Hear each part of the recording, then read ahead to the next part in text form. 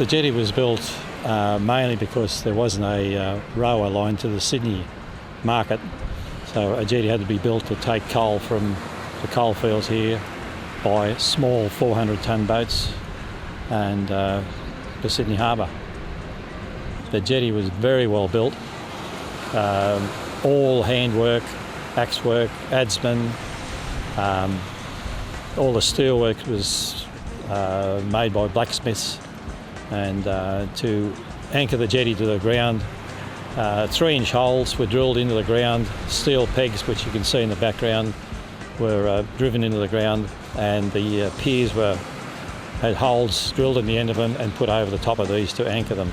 They actually used divers in those days, late 1800s, very late 1800s. They actually used divers out there to somehow drill the hole. I'm not too sure how they drilled them, but I presume it would have been a big sledgehammer and a drill in those days.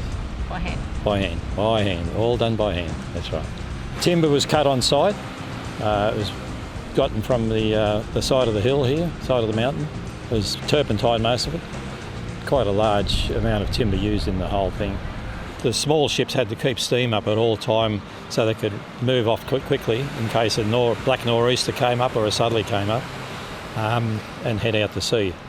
They weren't actually tied to the pier, but they were tied to vertical sort of fenders, bumper fenders, which were big poles of timber, and they were separately anchored to the sea floor, but not attached to the jetty at all, so it didn't damage the jetty. It was very sparsely populated around here. The only other thing that was out here was a salt works, which was over near the point there. By the way, it's called Brickyard Point, but there was no record of ever a brickyard being out here. The jetties were damaged quite often. They had to be rebuilt, and the collieries actually couldn't mine coal in some of these instances because they couldn't get rid of the coal. There wasn't any big stockpiles to be had. They were loaded into skips, taken down here and put on the boat. If the boat wasn't there or the coal couldn't be unloaded, the mine didn't work and the men didn't get paid.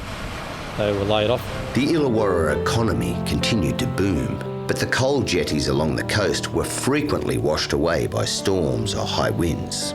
The public infrastructure that we have along the coast, jetties and wharves, are not capable of handling the demand because the amount of coal that was being won from the escarpment was escalating dramatically. Probably the only remnants that are here now are some spikes, the 3-inch spikes that were driven in the ground which held the piers in position.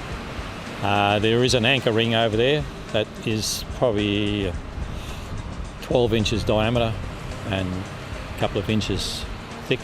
And that was the stern mooring. The boats were also held in position by a couple of buoys that were out anchored into the ocean. And they're over yonder, there's a peg sticking out there, and we believe that might have been an anchor point for a rope that came and held the boat in position. The wages of the miner depended on whether the ships were operating, and the profits for the owners depended on whether the ship was operating too. Shipping was pretty hard in those days, and the weather, inclement weather, was really a major factor in getting the coal out to the Sydney market, I guess.